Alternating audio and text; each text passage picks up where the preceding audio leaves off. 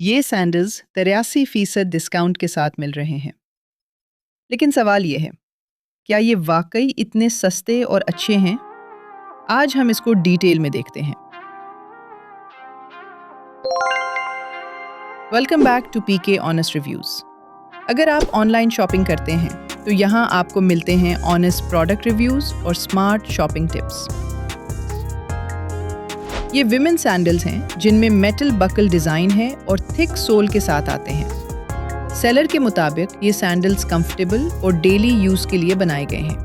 اس کے علاوہ اس میں ملٹیپل کلرز اویلیبل ہیں، جیسے green, yellow, black, pink, white, purple, orange, red اور بلو۔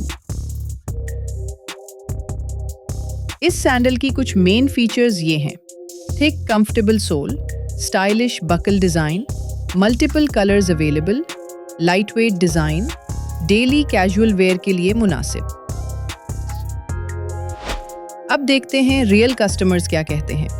کچھ بائرز کا کہنا ہے کہ سینڈلز فوٹو جیسے ہی نظر آتے ہیں، کافی سافٹ اور کمفرٹیبل ہیں، اور ٹرو ٹو سائز بھی ہیں۔ ایک کسٹمر نے لکھا کہ یہ سینڈلز بہت کمفرٹیبل ہیں اور پرائس کے لحاظ سے ورتھ اٹ ہیں۔